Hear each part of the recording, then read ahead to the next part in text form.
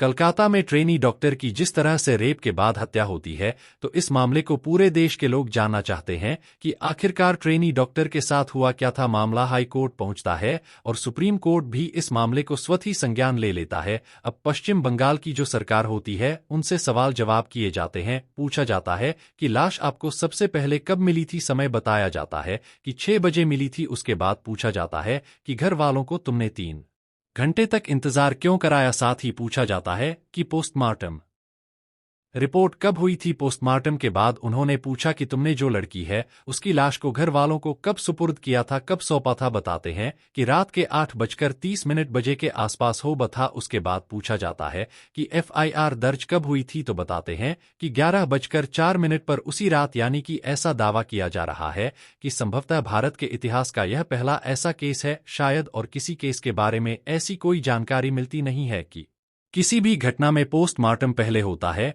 और उसके बाद FIR बाद में दर्ज कराई जाती है। जबकि एक सही रास्ता, जो सही ट्रैक जो होता है, वो इस तरह से होता है कि किसी की लाश मिलती है, उसके बाद फिर FIR लिखी जाती है, पंचनामा भरा जाता है, और पंचनामा भरने के बाद फिर पोस्टमार्टम के लिए लाश जाती है। उसके बाद वो घर वालों को सुपुर्द कर दी जाती है। यानी कि यहाँ सब कुछ उल्टा पुल्टा हो जाता है। अब कहीं ना कहीं जो पश्चिम बंगाल की जो पुलिस होती है, उस पर सवालिया निशान लगना तो जाहिर सी बात तय ही हो ही जाता है। लेकिन इस बीच में CBI पर भी बहुत ज्यादा प्रेशर, बहुत ज्यादा दबाव है कि इस घटनाक्रम में असली वजह क्या है, क्यों उस ट्रेनी डॉक्टर की हत्या हुई थी और क्यों नहीं हुई थी। कई सवाल उस आरोपी से पूछे भी जाते हैं। इस बीच में कई ऑडियो क्लिप भी वायरल हो जाती हैं। किसी ऑडियो क्लिप के वायरल होने के बाद उसका ट्रांसलेशन करने के बाद बताया जाता है कि उस जगह 5 डॉक्टर होते हैं, कोई बताता है 7 डॉक्टर होते हैं, तो कभी 12 डॉक्टरों का जिक्र आता है। अलग अलग ऑडियो क्लिप, शायद कहीं ऐसा तो नहीं है इस मामले को गुमराह करने की, इस मामले को दूसरे ट्रैक पर ले जाने की कोशिश तो नहीं की जा रही है। लेकिन हम एक बार फिर से इस मामले को समझने की कोशिश करते हैं कि आखिरकार जब से इस घटना की शुरुआत हुई थी और आज तक हुआ क्या है और आगे क्या होने की संभावना है। क्योंकि 22 अगस्त 2024 को CBI इस मामले की रिपोर्ट भी सौंपेगी कि उन्होंने अब तक अपनी क्या क्या इस मामले में कार्रवाई की है। नमस्कार दोस्तों, आज की जो सच्ची घटना मैं आपको सुनाने जा रहा हूं, ये सच्ची घटना पश्चिम बंगाल की राजधानी कोलकाता की है। कोलकाता के RG कर मेडिकल कॉलेज हॉस्पिटल में 9 अगस्त 2024 की सुबह लगभग 6 बजे के आसपास का मामला था। चौथी मंजिल पर सेमिनार हॉल होता है, जहां पर कई बार डॉक्टर आराम करने के लिए पहुंच जाते हैं। ऐसे ही यहां पर एक चेस्ट मेडिसिन डिपार्टमेंट की जो पोस्ट ग्रेजुएट सेकंड ईयर के स्टूडेंट होती हैं, वो आराम कर रही थी। रात के लगभग 2 बजे के आसपास वो आराम करने जाती हैं। सुबह एक डॉक्टर उन्हें जगाने के लिए जाते हैं कि मैडम दिन निकल आया है, आप जाग जाओ। जैसे ही डॉक्टर वहां जाता है, जाने के बाद दरवाजा खोला जाता है तो पता चलता है कि ट्रेनी डॉक्टर सोई हुई थी। जिस तरह से अक्सर लोग जब सो जाते हैं तो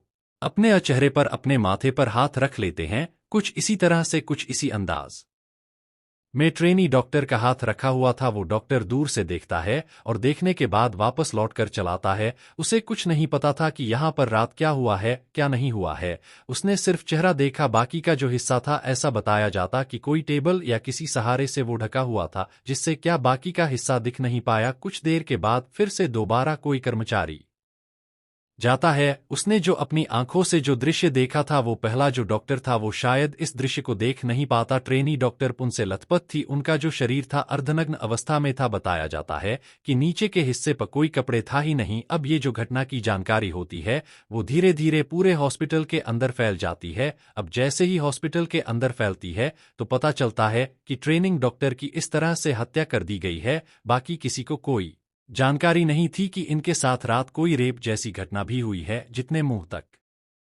ये बात पहुंची थी, उतने ही पैर, उतने ही कदम चलकर सीधे सेमिनार हॉल की तरफ जा रहे थे और जा रहे थे, देख रहे थे। जैसे कि अमूमन लोगों की एक आदत होती है, पुलिस बचाने की कोशिश करती है, पीछे करने की कोशिश करती है, लेकिन हर आदमी की ख्वाहिश होती है कि वह जाकर करीब से देखे कि आखिरकार हुआ क्या है। जैसे क्या खुद वो पब्लिक के लोग इन्वेस्टिगेशन करेंगे। अब यहाँ जो क्राइम सीन था वह पूरी तरह से बिगड़ जाता है। कई सारे लोग जाते हैं, उनके कदम के निशान भी पहुंच जाते हैं। कई लोग ऐसे भी रहे होंगे जिन्होंने अपने अपने हाथों से जो सेमिनार हॉल की जो वस्तुएं थी उनको भी छूने की कोशिश की थी, इसलिए यह क्राइम सीन पूरी तरह से बिगड़ जाता है। हालांकि अब यह कोई नहीं जानता मानता था कि जिस मामले को अभी बहुत शिथिलता से बहुत आसानी से लिया जा रहा है, यही मामला कुछ ही देर के बाद, कुछ ही घंटों के बाद सोशल मीडिया पर तैरने लगेगा। अब इलेक्ट्रॉनिक मीडिया, प्रिंट मीडिया, हर तरह की जो मीडिया होती है, अब चाहे देश की हो या विदेश की मीडिया हो, जो इस मुद्दे पर चर्चा करेगी कोई नहीं जानता था। यही कारण है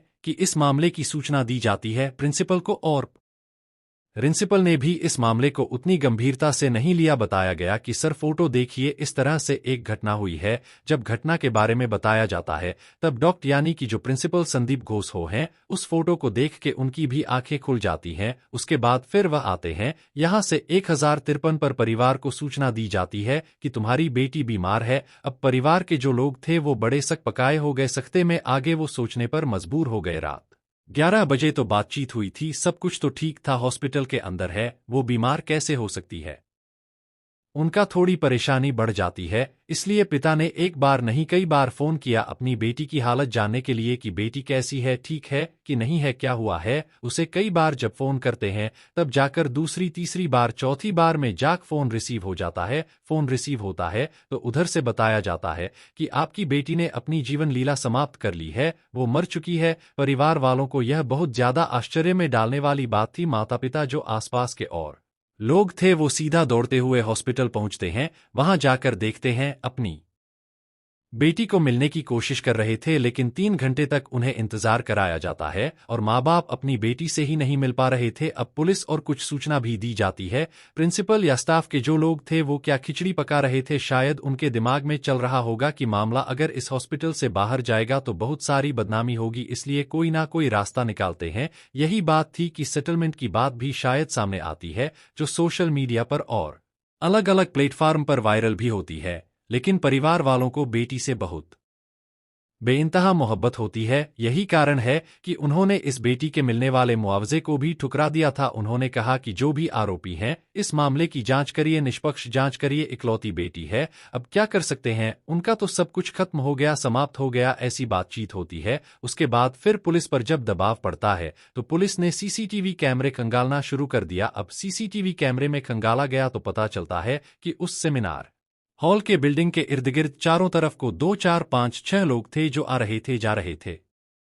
तभी पुलिस को लगा कि इस मामले की जांच करनी चाहिए। अब मामला पश्चिम बंगाल की सरकार तक पहुंच जाता है। एसआईटी गठन कर दी जाती है। देखा जाता है कि जब यहां पर पुलिस वाली इनकी एसआईटी की टीम पहुंचती है, जाकर देखती है तो लाश के पास से उन्हें एक ऐसा वस्तु मिलती है जो ब्लूटूथ होता है, जो अक्सर लोग मोबाइल में लगाकर अपना गाने या फिर बातचीत करते हैं, सुनते हैं। अब उसका मिलान किया जाता है तो एक व्यक्ति है जो कि जिसका नाम संजय राय होता है, जो कि कलकत्ता की पुलिस कल्याण बोर्ड का एक सिविक वॉलंटियर्स हॉस्पिटल के अंदर अक्सर आना जाना होता है, वो सीसीटीवी में भी दिखाई दे रहा था। उसका यहां पर यह मिल जाता है, ब्लूटूथ मिल जाता है, और जब उसके कमरे की जहां वो रह रहा था, जहां वह जाता है, वहां की जब जांच पड़ताल की जाती है तो पता चलता है कि उसके शूज जो होते हैं, जूते जो होते हैं, उस पर ब्लड के निशान पजाते हैं। महिला डॉक्टर क्या पोस्टमार्टम कराया जाता है। पोस्टमार्टम से पता चलता है कि अब मुंह से भी खून निकल रहा है, आंखों से भी खून निकल रहा है और प्राइवेट पार्ट से भी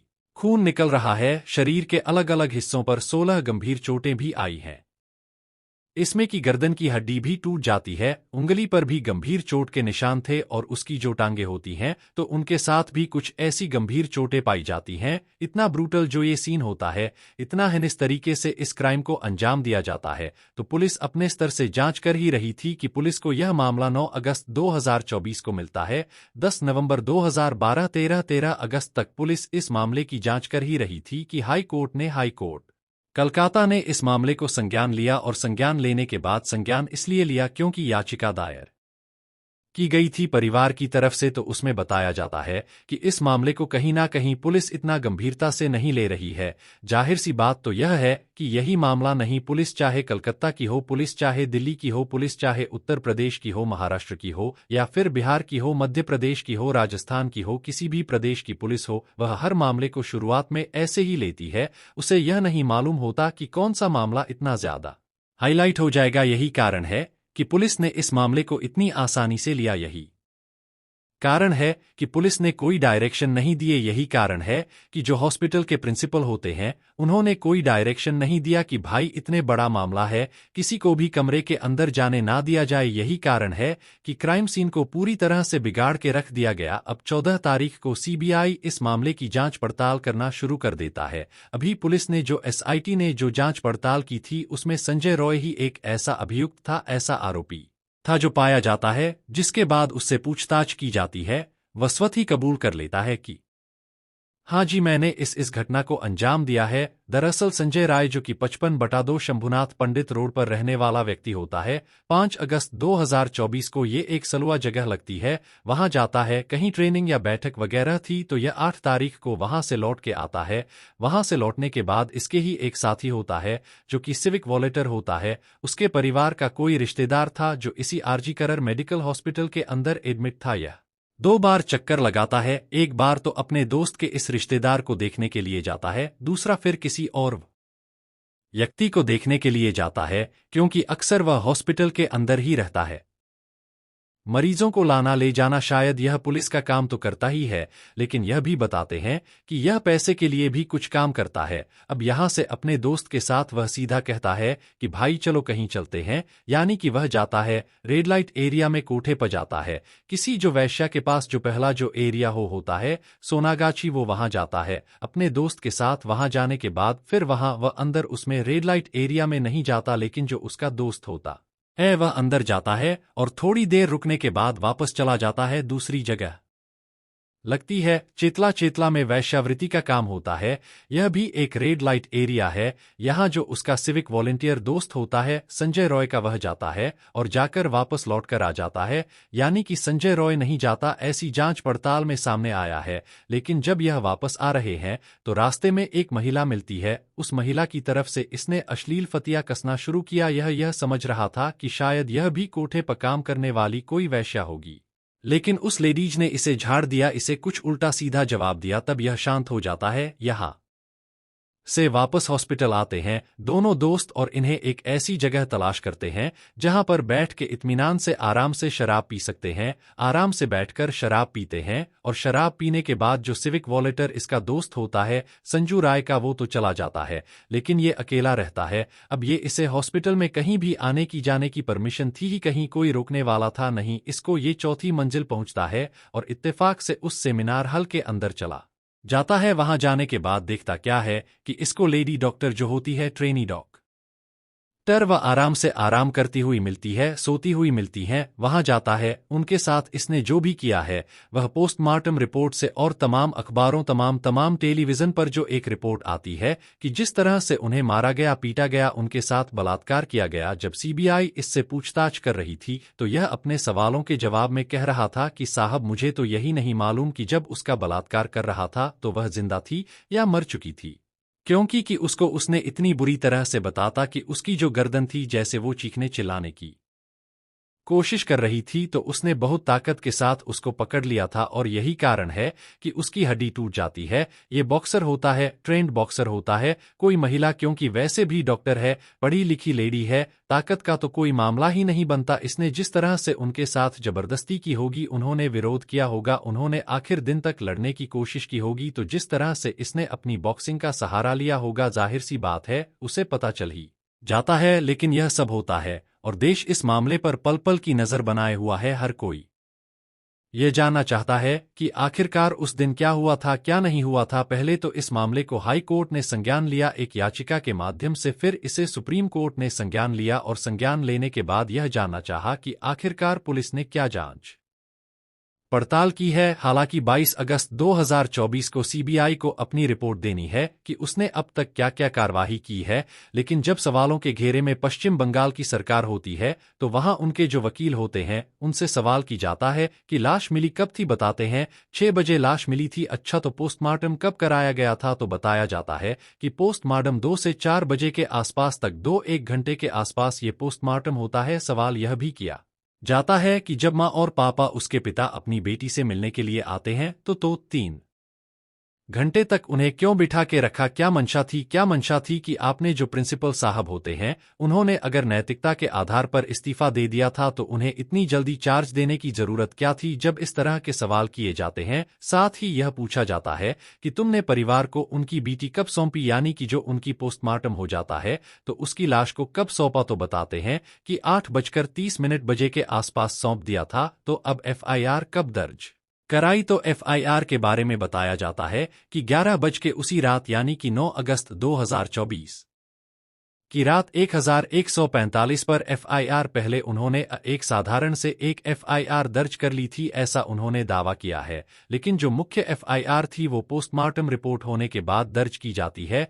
यहीं पर कहीं ना कहीं पश्चिम बंगाल सरकार, पश्चिम बंगाल की जो पुलिस होती है, पश्चिम बंगाल के जो भी एसआईटी होती है, उस पर सवाल उठने लाजमी है कि ऐसा दावा किया जा रहा है कि संभवत भारत के इतिहास का ये पहला ऐसा मैटर है जिसमें लाश मिलती है, पोस्टमार्टम होता है, उसके बाद एफआईआर दर्ज होती है, जबकि इसके उलट होता है, एफआईआर पहले होती है, पंचमनावा भरा जाता है, फिर जाकर पोस्टमार्टम होता है। लेकिन यहाँ सब उलट पुलट हो रहा था। कोई नहीं जानता था कि मामला इतना हाईलाइट होगा। सीबीआई इस मामले की जांच पड़ताल कर ही रही थी। 14 तारीख को मामला लिया था, 15, 16, 17, 18, 19, 20, 21, आज वो जो तारीख है 21 अगस्त है, और जो आज मैं इस कहानी को सुना रहा हूं। लेकिन सीबीआई ने जो इस मामले में अभी 8 दिन में जो अपनी जांच पड़ताल की है, तो 2 ही लोग उसकी रडार पर हैं। पहला मुखी आरोपी संजय रय, जिससे लगातार पूछताछ की जा रही है, जिसने स्वतः स्वीकार भी कर लिया है कि उसने इस घटना रम को अंजाम दिया है। दूसरा जो संदीप बोस होते हैं,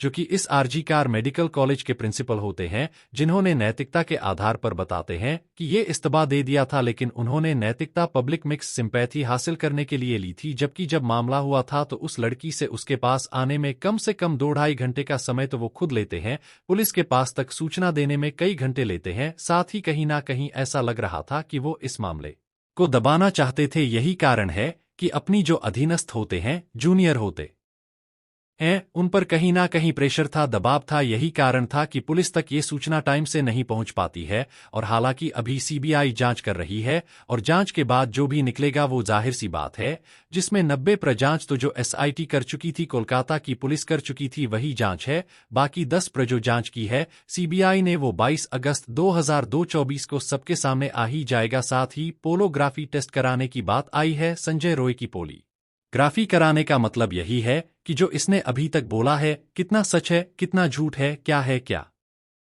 नहीं है, उसके बारे में भी बात चल रही है। लेकिन अगर हम अगली बात करें तो सीसीटीवी कैमरे में जो जाते हुए दिखाई देते हैं, वो एक ही व्यक्ति जाता हुआ दिखाई देता है, संजय रॉय, और वही निकलता हुआ दिखाई देता है, और इसके अलावा और कोई सीसीटीवी वहां पर है भी नहीं। अब ऐसी स्थिति में तो यह पता चलता है कि इस पूरे मामले में संजय रॉय है।